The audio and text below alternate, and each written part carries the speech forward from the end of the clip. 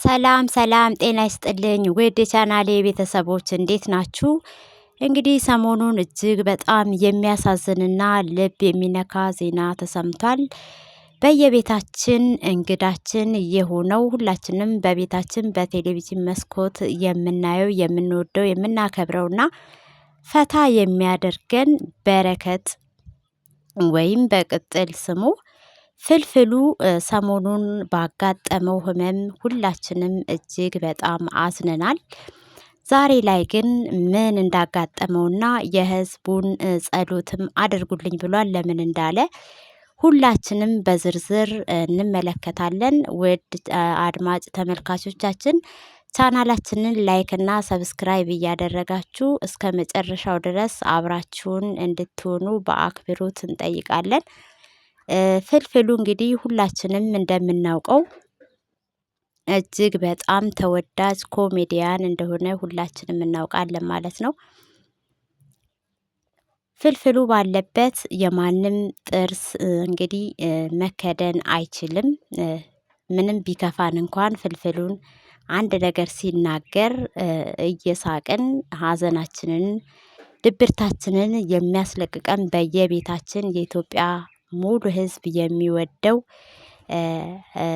የጥበብ ባለሙያ እንደሆነ እናውቃለን።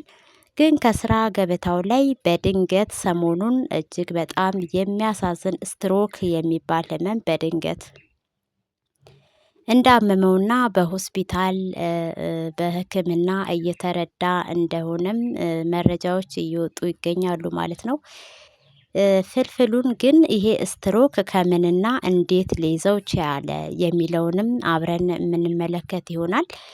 ሁላችንም እንግዲህ እንደዚህ አይነት ህመም ለምን እንዴት እንደሚይዘንና ከመጣስ በኋላ እንዴት ነው የምንከላከለው የሚለውን የተወሰነ ብናውቅ ለተረፈው ህዝብ እንግዲህ ትምህርት ይሆናል ብዬ አስባለሁ።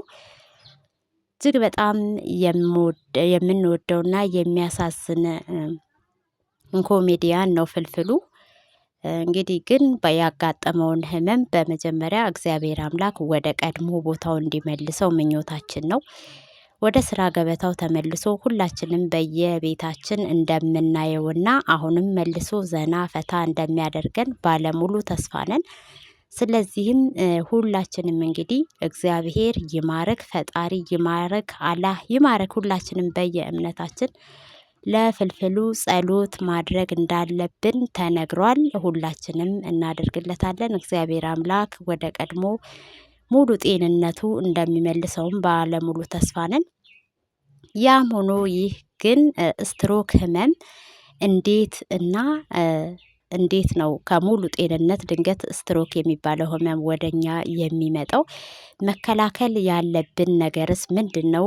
ስትሮክ ወደኛ እንዳይመጣ የሚለውን ግን በአጭሩ እንመለከታለን ማለት ነው። እንግዲህ ይህ ስትሮክ ከመያዛችን በፊት መቆጠብ ያለብን ነገር ከምን ከምንድነው የሚለውን እንመለከታለን። ስትሮክ ህመም ከመምጣቱ በፊት የምንከላከልባቸው መንገዶች አሉ።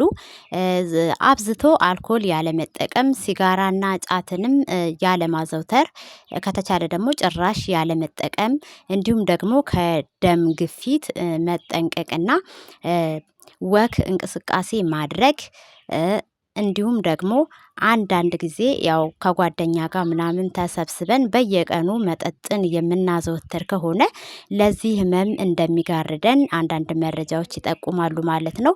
በተለይ ሲጋራና ጫት እጅግ በጣም አላስፈላጊ ነገር ከሆኑት መካከል አንዱ ነው።